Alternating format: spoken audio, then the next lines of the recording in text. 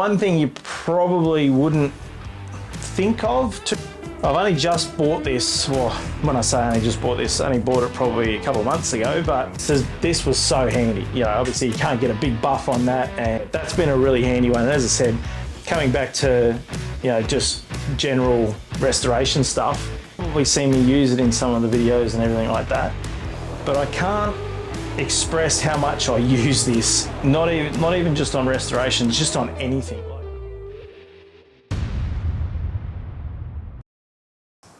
Hey guys, well, welcome to the first Shed Secrets episode. The idea for this Shed Secrets series is to share with you some tips and tricks on what I do in and around the shed. Today I'm going to be talking about some of the tools that I use just in generic restoration stuff, but that's basically the purpose of it. So today, going through some of the common tools that I use just in generic, you know, working in the shed. So not specific to panel beating or not specific to mechanical. This is just literally just general tools to have around that I'm finding when I was working on Sandy and now I'm working on the EH. Just the tools that I was going back to all the time, and I was basically always having in my hand. So the first one's probably a really common, you know, a common tool that you would have, you know, any sort of measuring device, right? So, you know, tape measure, I've got like a tape measure down the bottom there, I've got a tape measure over here, a tape measure on my welding bench, I've got tape measures everywhere.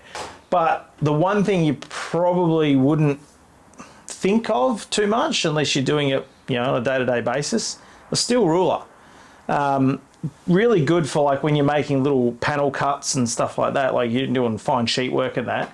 Instead of having to try and get your tape measure out to cut out like a little piece of, you know, a little piece of steel and that, you know, I just find anything that's sort of under 300 mil, just bang straight on the steel ruler, easy to use.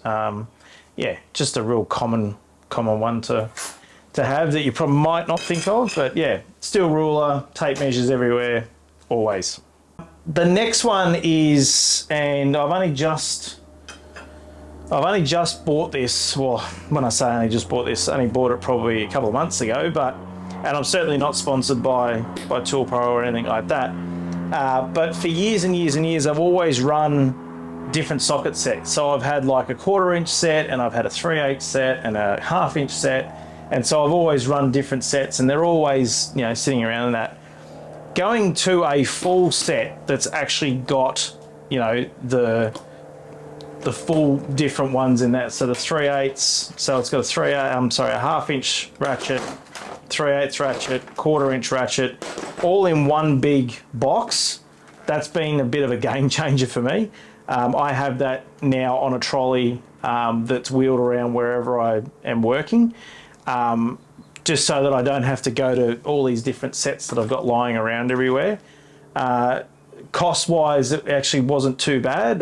Just keep your eye out for specials and everything like that. But, you know, yeah, you can go really good high-quality ones. I mean, I've found this one to be fine. Like, I actually prefer to use these ones now over some of the other ones. So, yeah, just being able to have all of the sockets in different sizes, you know, in one big case has been really super handy. And then the other thing, just while we're talking sockets and that, get yourself a set of tube sockets and that as well. So these are obviously just sockets, but they're deeper. Really, these have been really handy to use in that as well.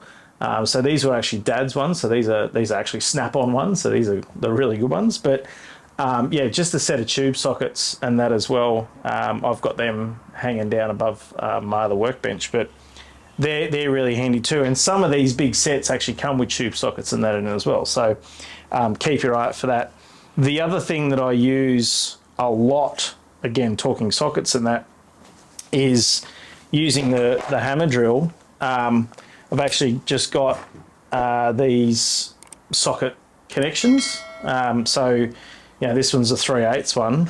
So I can grab any 3/8 one, put it in the drill, and then it just makes tightening things up and untightening things really quick. If you can get to it, you know, really easy, then these are really good.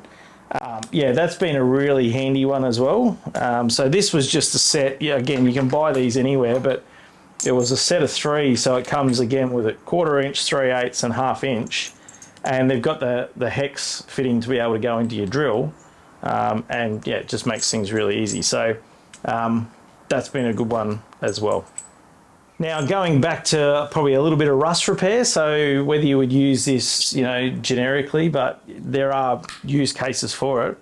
I used to just use, it was on an air, it's an air tool, but it's just like a little sander with the quick fitting, bits and that in as well, right? So I can put on, this is just like a Scotch-Brite, like a cleaner strip disc sort of thing. To be able to clean up any rust or clean up a bit of steel for, you know, welding and whatnot. So I've run that for a little while now, but then I went out and bought myself a battery operated one the other day. So I've now got this, and I'll tell you, it's actually been so handy. I don't have to go and turn the compressor on and then run an air line or anything like that to just clean up a quick, little weld or something like that. I've now got this, and it's been so handy. Yeah, so just, I can't remember the size of it now, but it's a little handheld one, as I said, clean strip disc, and then you can even swap it out. It's got 2 modes. This one's got, in particular, it's 2 modes. So that's at the faster mode, so that's sander mode, or you can go on polisher. And this is where it would be handy, or this is where it comes in handy for just general, you know, working around the shed.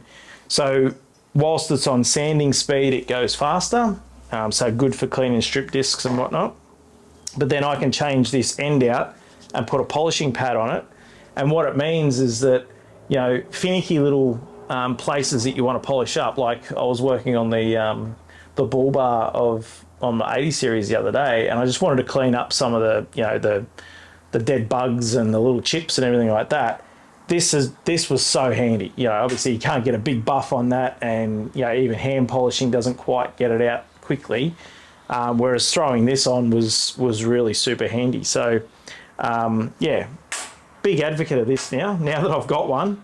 The battery doesn't really last that long in this. Probably only lasts sort of half an hour or so, but that's okay. You can get, you know, real powerful ones and that as well. But yeah, that's been a really handy one. And as I said, coming back to, you know, just general restoration stuff, being able to have, you know, a Scotch-Brite like that to be able to clean up an area for a weld really quickly, it means you're not then taking material out of the well, you're not taking too much material out of the, you know, what you're trying to weld, but you're giving it a nice clean surface and everything like that. So that's been a really handy one. So the last one, I've had this for probably a good 15 years now, and you've probably seen me use it in some of the videos and everything like that, but I can't express how much I use this, not even just on restorations, just on anything. Like it is, I've used this tool so much over the years. It actually, I couldn't think of any. Yeah, I'd hate to not have one now. And it is my nutsert gun. So there's a couple of different versions of this. So this one is more like a pop rivet gun. So I can put the nutsert, you know, on there, right, and then put it in, and away I go. Compress it down, right? There's other ones where you can push in from the top, but I find those ones, they're good if you've got a lot of space, and they're a lot quicker as well. But this one here, I can get into like a tight little corner, or I can, you know, get into different spots and that some of those bigger ones can't do. But yeah, this has been, it takes your builds away from, you know, putting a tech screw in, right, where you would mount up a relay, or you'd mount up something underneath the end bay or underneath the dash or something like that. Instead of using a tech screw, you know, you're actually using a nut and bolt. So you're putting the nutsert in, and then you can actually then just use a bolt, and then it means that, you know, you can take it out as many times as you want, and you're not stripping the actual metal and things like that. So you can then finely tune the placement of certain things. So like underneath the engine bay, the EH, I made up that that box and to cover all the wires and everything like that, so to make it wireless. And so what I've then been able to do is put on where the fusible links go. I've been able to position that exactly where I want to position it, and it's still, you know, not using tech screws. It's actually just using, you know, proper nuts and bolts and that, or proper bolts. So that's been a really, really handy tool. And as I said, I've used this not only on restorations, but on, you know, just generally around the shed. Anything that you can, and these kits are really cool as well. They all come with, well, this kit comes with M8, M6, M5 and M4. So I can just easily swap these out as I go, depending on the size nutsert that I want to put in. And then what I've done is I've gone to Bunnings and I've just bought like a little, you know, organizer like this. And it just means that I can organize all the nutserts quickly. So I can just grab this and bang, I'm off, putting in nutserts where I want to put nutserts in. So that's been a really super handy tool. So I've been through the 4 now, but I'm going to give you a bonus one. Now I only just bought this for the 45 build for Sandy, but yeah, I wish I'd bought it earlier. When you're doing electrical work, you know, you can buy those waterproof plugs, and you know, you can buy all sorts of different sort of plugs, and you know, even the non-waterproof ones and everything like that. And they're fine, they work great. But you can go on eBay, and you're not forking out a great deal of money for this, but you can buy a full, what they call Deutsch plug kit. So it gives you these plugs. Again, they're fully waterproof, but they are finished off so much better. And yeah, you buy. I bought this full kit with all sorts of different sizes and everything like that. It comes with all the terminals. And then it even comes with the crimpers, the special crimpers that you need to be able to put the terminals on, and it just finishes off. So it takes your backyard build from, you know, a common sort of build, and if you finish it off with, you know, things like Deutsch plugs and everything like that, it just makes everything look more professional.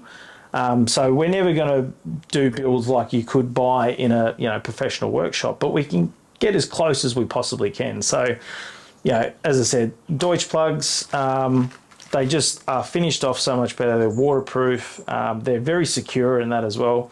And as I said, if you go on eBay or Amazon, whatever, you know, as I said, I think that kit there, which has lasted me through Sandy's build, and then it'll easily get me through the EH build. I reckon I only paid like $150 for that. Like, it wasn't much at all. So there you go. So hopefully there's been a bit of information in there that you can take back to your shed. Some tools you might put on the shopping list, or that you put on your birthday list to get someone to buy for you, and that.